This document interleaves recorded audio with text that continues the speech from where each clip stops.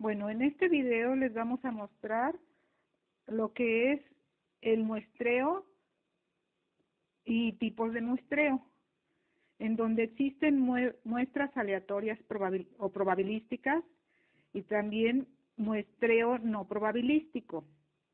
En el primero, este consiste en seleccionar un subconjunto de una población de manera que todas las muestras posibles de tamaño n tengan la misma probabilidad de ser elegidas.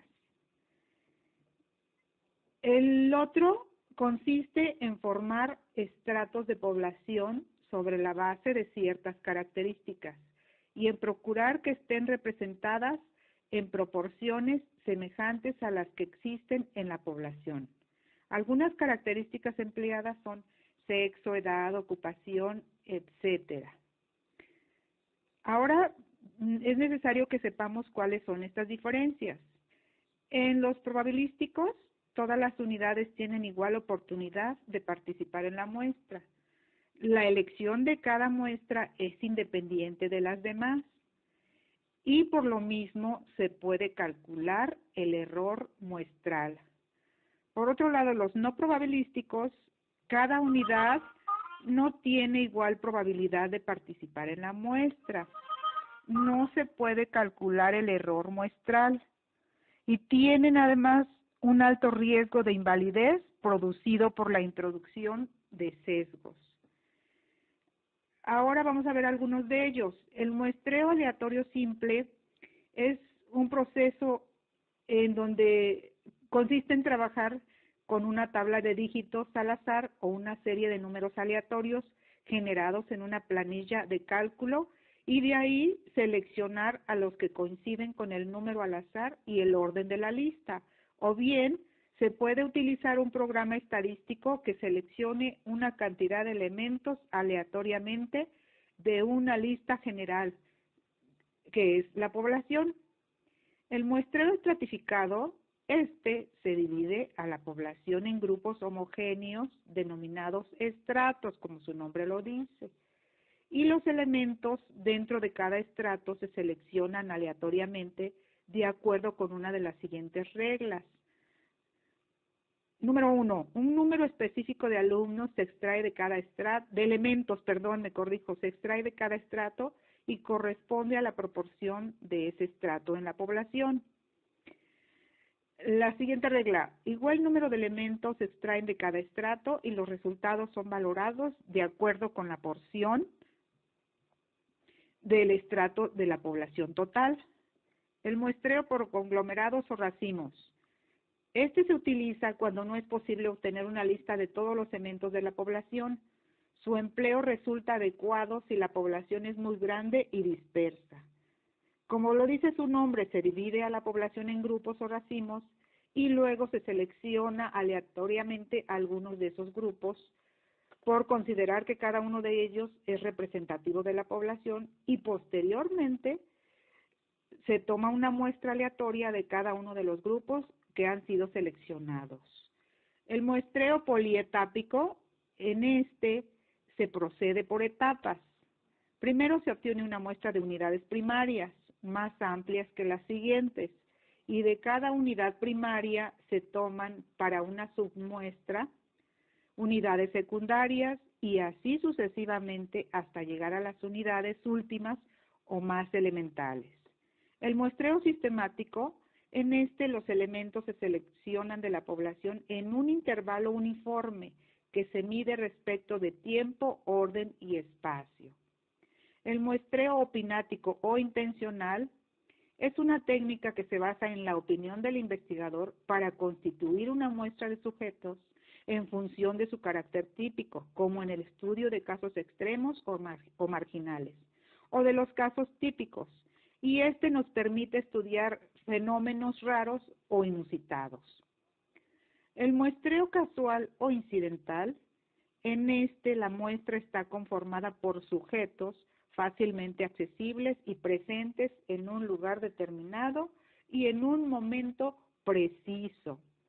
El muestreo por redes o bola de nieve, en el cual consiste en localizar a algunos individuos según determinadas características y se utiliza en poblaciones marginales o de difícil acceso. A continuación les van a dar unos ejemplos de cada uno de estos tipos de muestreo.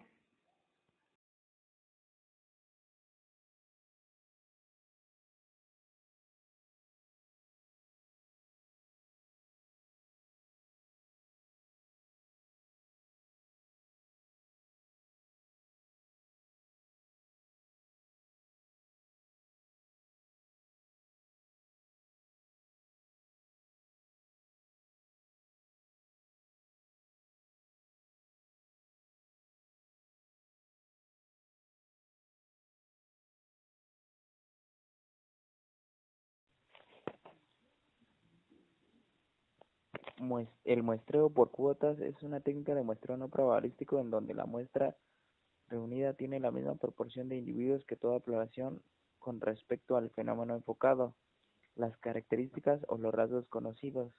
Asimismo, el investigador debe asegurarse de la composición de la muestra final que será utilizada en el estudio cumpla los criterios de cuota de la investigación.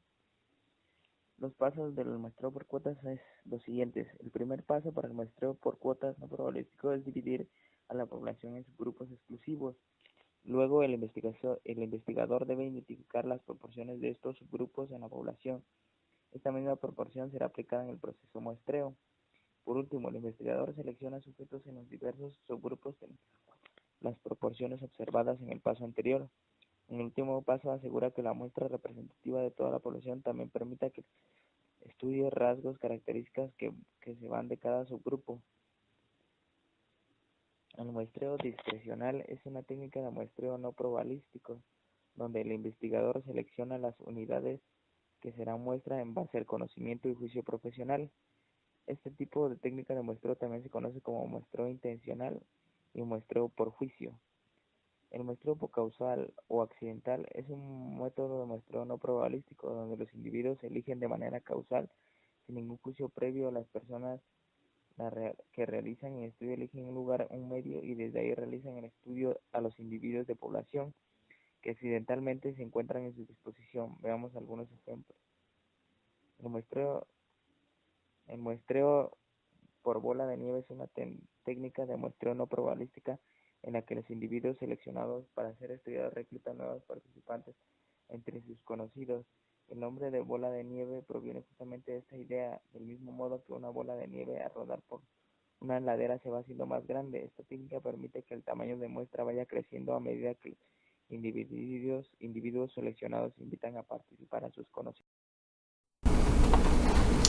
Para el investigador, el análisis descriptivo de los datos es la base para derivar conclusiones acerca de los fenómenos estudiados.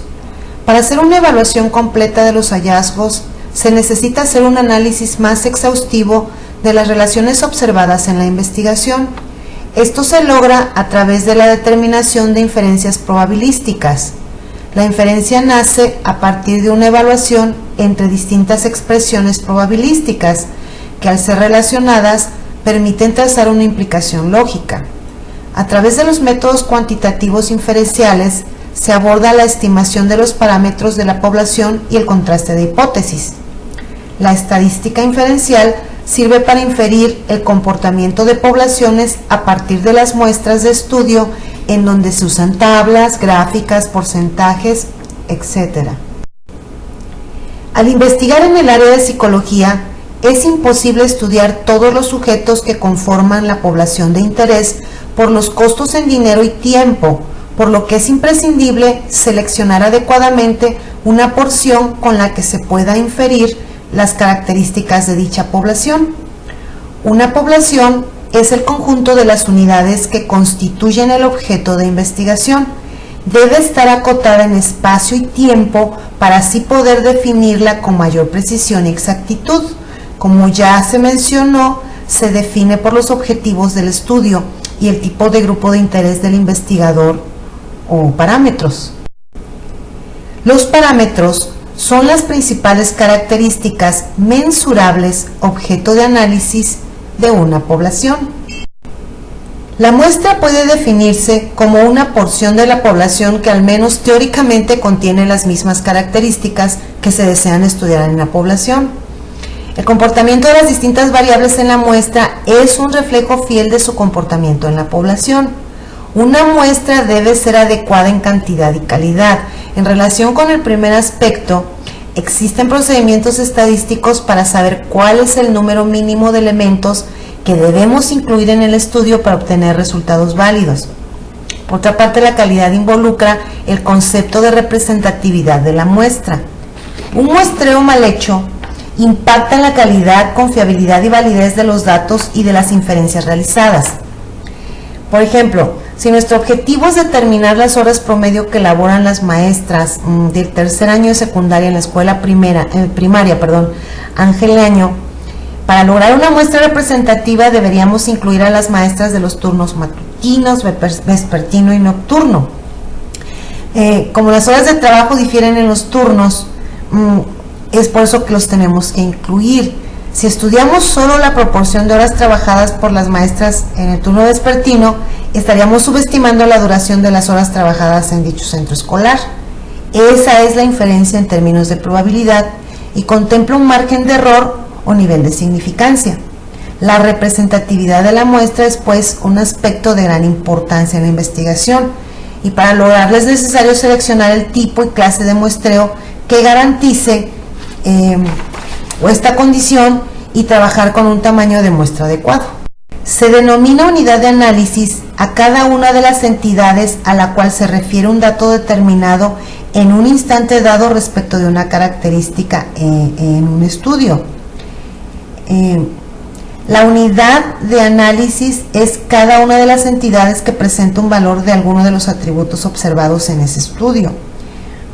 También se puede definir como los elementos que componen la muestra pertenecientes a la población objeto de estudio, o sea, es la unidad básica de ese conjunto de elementos. Los criterios de inclusión son aquellas características que deben reunir los sujetos o unidades de observación para formar parte del estudio. Puede ser el sexo, la edad, el peso, etc. Por otra parte, los criterios de inclusión son aquellas características que deben estar ausentes en los sujetos o unidades de observación para formar parte del estudio, como son las enfermedades, las alergias, el consumo de alcohol, el tabaquismo, por poner ejemplos. Los criterios de eliminación pues son aquellas características que aparecen una vez que ya han sido seleccionados los sujetos o unidades de observación y que obligan a eliminarlas del estudio. En este caso pueden ser faltas, ausencias, también una posible enfermedad. La estadística es una colección de datos y es considerada también como suministro de un conjunto de herramientas útiles en la investigación. Entre las áreas principales de esta aplicación está la colección y compendios de datos, diseños de experimentos y reconocimientos, medición de la valoración, tanto de datos experimentales de reconocimientos, detección de causas, estimación de parámetros de población y suministro de varias medidas de la exactitud, precisión de estimaciones, estudio de la relación entre dos o más variables, etc. La estadística inferencial es una parte de la estadística que comprende los métodos y procedimientos que por medio de la inducción determina propiedades de una población estadística a partir de una pequeña parte de la misma. La estadística inferencial comprende como aspectos importantes los siguientes: la toma de muestras o muestreo,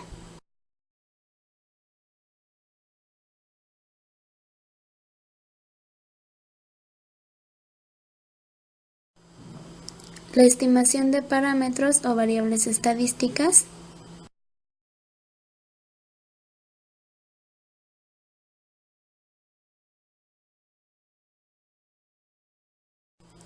y el contraste de hipótesis.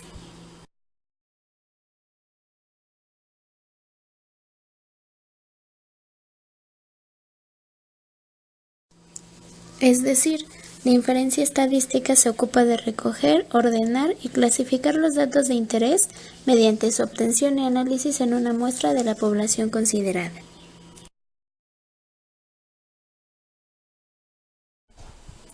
El grado de error es el que surge a causa de observar a una población completa y pueden ser expresados como errores muestrales.